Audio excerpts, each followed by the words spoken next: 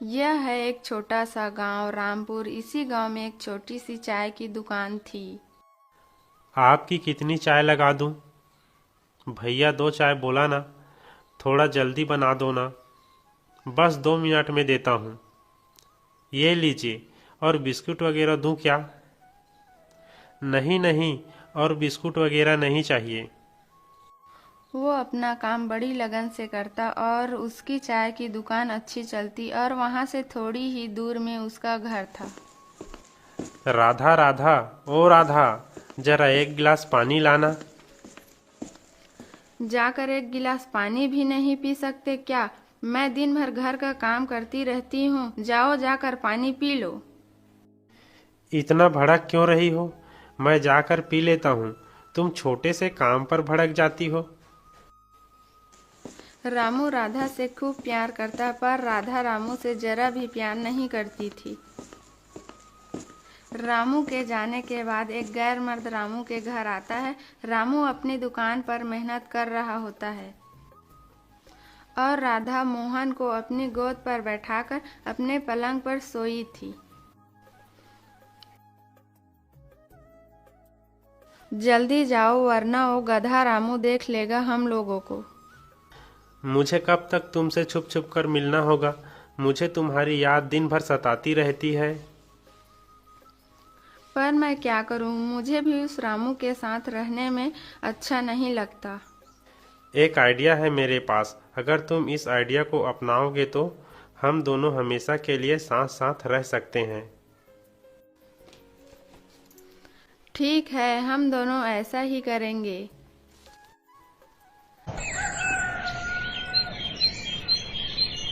अरे सुनते हो? क्या हुआ? मुझे आप अपने गांव के झील लेकर जाते थे ना, मुझे आज वहां जाने का मन कर रहा है। अरे मुझे अपनी दुकान पर जाना है।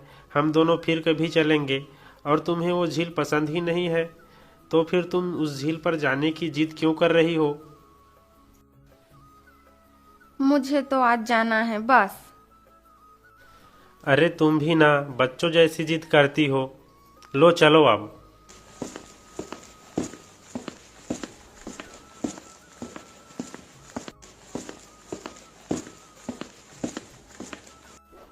अरे कितनी सुंदर झील है। हाँ, तुमसे कम सुंदर है। मुझे इस झील का थोड़ा सा पानी चाहिए। तुम मुझे ला कर दे सकते हो क्या? अब तुमने कह दिया तो मैं जरूर लाऊंगा पानी तुम्हारे लिए। तुम यहीं रुको, लाता हूं मैं पानी। अरे ये क्या कर रही हो? मुझे धक्का क्यों दिया? मुझे तैरना नहीं आता। अरे बचाओ बचाओ बचाओ। इधर रामू को मौत के घाट उतार कर राधा और मोहन खूब खुश हुए और फिर रामू के ही घर दोनों एक साथ रहने लगे। अरे तुम इतनी देर तक घर आते हो और नई नई औरतों से दोस्ती रखते हो, तुम्हें जरा भी शर्म नहीं आती? अरे तुम कौन होती हो मुझे रोकने वाली? मेरी मर्जी, नई नई औरतों से दोस्ती रखूंगा।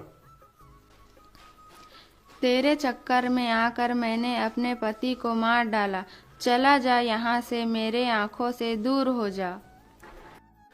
अरे हाँ हाँ, अब तेरे पास रुकना भी कौन चाहता है? और रामू राधा को याद कर रही थी और अपने किए पर पछता रही थी। कई साल पहले तालापुर नामक एक गांव में संजय नाम का एक सेठ रहता था। सेठ का गेहूं चावल जैसे अनाज का व्यापार था और उनके दुकान में मजदूर चावल और गेहूं की बोरियां लाते ले जाते थे। संजय सेठ वैसे बहुत पैसे वाला था और वह एक ईमानदार और नेक दिल इंसान था। सेठ जी के सभी मजदूरों में उनका एक खास मजदूर था, राकेश। राकेश को सेठ जी अपना सबसे वफादार नौकर मानते थे। अरे वो राकेश अभी आया सेठ जी।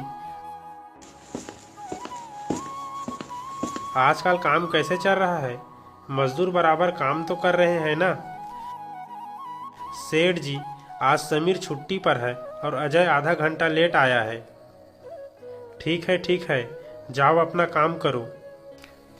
संजय सेठ राकेश से हमेशा खुश रहता था क्योंकि वह मजदूरों की सारी बात सेठ को बताया करता था, जिससे संजय सेठ को राकेश पर बहुत भरोसा था। एक दिन सेठ जी अपने दुकान पर बैठे थे और वह राकेश को आवाज लगाते हैं। राकेश जरा इधर आ, मुझे कुछ जरूरी बात करनी है। जी हुजूर, बोलिए। आज से मैं घर जल्दी जाया करूंगा। तुम शाम होते ही दुकान बंद करके चाबी मेरे घर पहुंचा देना। जी हुजूर, जैसा आप कहें। अब राकेश ने सेठ की इस विश्वास को एक अच्छा मौका समझा। सेठ जी तो बड़ा बेवकूफ निकले जो मुझ पे विश्वास कर लिया। राकेश अब शाम को दुकान बंद करते समय कुछ चावल की बोरियों से चावल चुरा लेता है और उसे पोटली में भर कर ले जाने लगता है और फिर उसे बाजार में ले जाकर बेच देता है। चालाक राकेश अगले कई दिनों तक दुकान से कभी गेहूं तो कभी चावल चुराता रहा और बाजार में बेचकर पैसा कमाता रहा। संजय सेठ को इसकी भनक तक नहीं लगी और वो राकेश पर उतना ही विश्वास करते थे। खैर धीरे धीरे राकेश ने बहुत सारा अनाज चोरी कर बहुत सारा पैसा जमा कर लिया। एक दिन अजय नाम का एक मजदूर ने राकेश को चुराया हुआ चावल बेचते हुए देख लिया और वो सीधा सेठ के पास उसकी शिकायत करने पहुंचा। सेठ जी, क्या हुआ? आज यहाँ कैसे? सेठ जी, राकेश आपके दुकान से चावल चोरी कर बाहर अपनी दुकान खोल लिया है। मैंने अपनी आंखों से उसे देखा है। क्या बात करते हो तुम भी ना? मैं नहीं मान सकता, राकेश चोरी नहीं कर सकता है। जैसी आपकी मर्जी, जो मैंने देखा है वो मैंने बता दिया, अब आप जानो। राकेश अब रोज चोरी करता। सेठ जी को कानों कान खबर नहीं होता। कुछ दिनों बाद एक दिन राकेश काम पर नहीं आया। क्या बात है, आज मेरा वफादार नहीं आया? लगता है बीमार हो गया है। चलो बेचारे से मिलकर आता हूँ, कितना भोला है। सेठ जी राकेश की घर की ओर चले और उन्होंने देखा कि राकेश एक दुकान खोलकर बैठा है। आइए आइए सेठ जी, आपका स्वागत है। मैं आपको ही याद कर रहा था। राकेश, ये सब क्या है? आपको तो पता ही है आप कितने कम पैसे देते हैं। मेरा घर नहीं चल रहा था तो जरा सा मैंने अपना व्यापार शुरू किया है, वो भी आपके पैसों से। धोखेबाज नौकर, तूने मुझे ही लूटा। अजय ने सच ही कहा था, तू दुकान से चोरी करता था। मैं और कर भी क्या सकता था, और मैं बेवकूफ तुझ पर विश्वास करता रहा।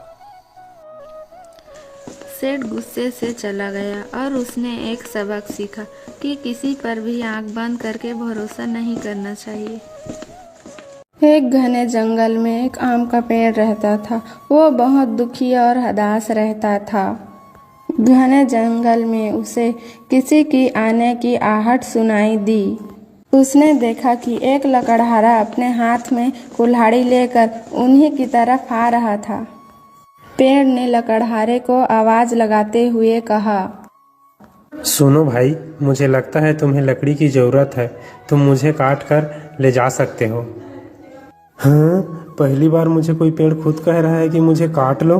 कितनी अजीब बात है। मैं तो तुझे काटने के इरादे से बिल्कुल भी नहीं आया था। ये कुल्हाड़ी तो केवल जंगली जानवरों से सुरक्षित रहने के लिए है। कृपया आप मुझे पूरी तरह से काट कर नष्ट कर दीजिए। आप चाहे तो मेरे फलों और लकड़ियों को बेचकर अच्छा धन कमा सकते हैं। आप मुझे काट दीजिएगा तो मैं आपका सदा सदा के लिए ऋणी रहूँगा। तुम इतने बड़े और घने हो, तुम्हारे ऊपर इतने मीठे मीठे आम के फल लगे हुए हैं। तुम देख सकते हो, बोल सकते हो, सुन सकते हो। इतने खासियत होने के बाद भी तुम अपने आप को मिटाना चाहते हो, आखिर क्यों? मेरी ये सब खासियत किसी का कोई काम नहीं आता, क्योंकि यहाँ पर बहुत सारे जंगली जानवर रहते हैं जो मेरी ही छाया पर बैठ करके शिकार करते हैं। और शिकार करने के बाद जो मांस बच जाता है उसे खाने के लिए बहुत सारे गिद्ध भी आते हैं, जिसे देखकर डर कर कोई भी चिड़िया मेरे पेड़ के ऊपर कोई घोंसला ही नहीं बनाता। और हर दिन मुझे केवल अपनी आंखों से हिंसा ही हिंसा देखने को मिलता है। मैं किसी भी पक्षी जीव जंतु का कोई मदद नहीं कर सकता। पेड़ तो परोपकारी होते हैं, लेकिन मैं कुछ नहीं कर सकता। मैं अपने धर्म का पालन नहीं कर पा रहा हूँ, इसीलिए कृपया करके आप मुझे काट दीजिए। पेड़ की बातें सुनकर लकड़हारा बोला, यदि तुम्हारी यही इच्छा है तो मैं तुझे काट देता हूँ। लकड़हारा लकड़ी के लालच में पूरे फल और पेड़ को काट देता है।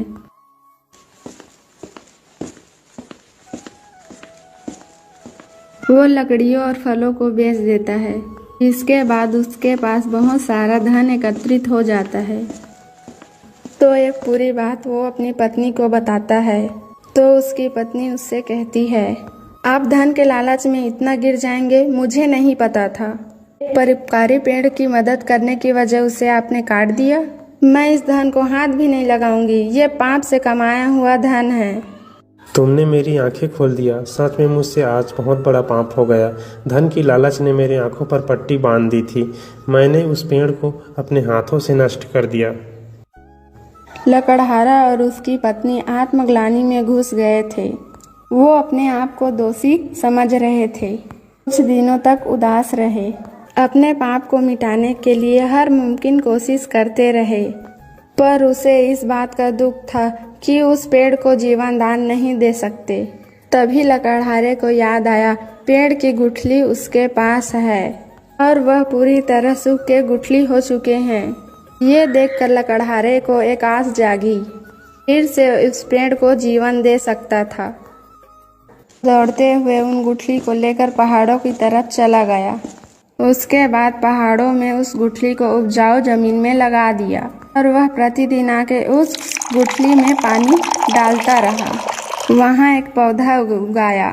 उसे देखकर उसकी पत्नी और लकड़हारा बहुत खुश हुए। अब कुछ ही महीनों में पौधा पेड़ बन गया। फिर उसकी आंखें मुंह निकल आया। अपने आप को जीवित देखकर पेड़ लकड़हारे से कहने लगा, आपने मुझे फिर से जीवित कर दिया। अब मुझे वही हिंसा फिर से अपनी आंखों से देखनी होगी। ये सुन लकड़हारे ने पेड़ से कहा, तुम्हें यहाँ पर किसी भी तरह की हिंसा देखने को नहीं मिलेगी। मैं तुम्हें पहाड़ों पर ले आया हूँ। यहाँ पर कोई दूर दूर तक जंगली जानवर नहीं है और यहाँ बहुत सारे पक्षी भी हैं जो तुम्हारे मित्र बनकर तुम्हारे साथ रहेंगे और बदले में तुम यहाँ पर खड़े रहकर उन्हें दूर दूर के इलाकों का मौसम की जानकारी देना। पेड़ ने लकड़हारे को धन्यवाद दिया। लकड़हारा और उसकी पत्नी भी अपने पाप से मुक्त हो चुके थे।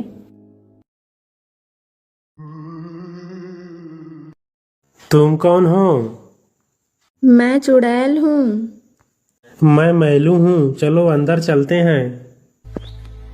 मैलू, ये किसे घुसा दिया घर में? मम्मी, इसका नाम चुड़ैल है। देखो ये कितनी सुंदर है। चुड़ैल? ये तो हमें खा जाएगी। मुझे भूख भी लगी है। जल्दी वो कुछ खाने को दो, वरना मैं तुम सबको खा जाऊंगी। रुको, मैं कुछ खाने के लिए लाता हूँ। ये ले चुड़ैल। मैलू, इसे भगा, ये बहुत खतरनाक चुड़ैल है। नहीं मम्मी, ये चुड़ैल मुझे बहुत पसंद है। देखो यह कितनी सुंदर है। इसे मैं अपने साथ में रखूंगा।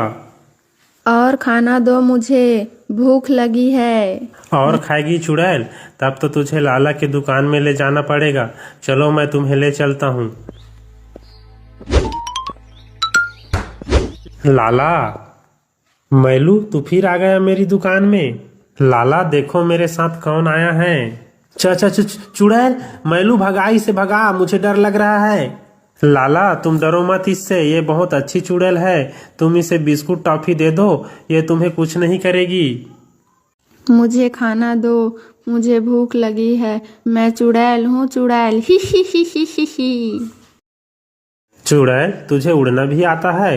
वाह, कितनी अच्छी चुड़ैल है। जल्दी खाना दो, नहीं तो मैं सबको आकाश में फेंक दूंगी। नहीं नहीं, तू नीचे आ, मैं तुझको खाना देता हूँ।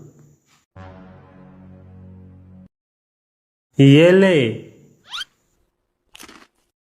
और ले ले। मैलू, ये तो मेरा पूरा दुकान ही खा जाएगी। ये रास्ते में कौन खा रही है? मुझे खाने दो, नहीं तो मैं तुम्हें खा जाऊंगी। चुड़ैल हमारे मोहल्ले में कैसे आ गई? थैले में क्या है? थैला मुझे दो, इसमें तो सेब है। चुड़ैल मुझे भी सेब दो, मुझे भी सेब खाना है।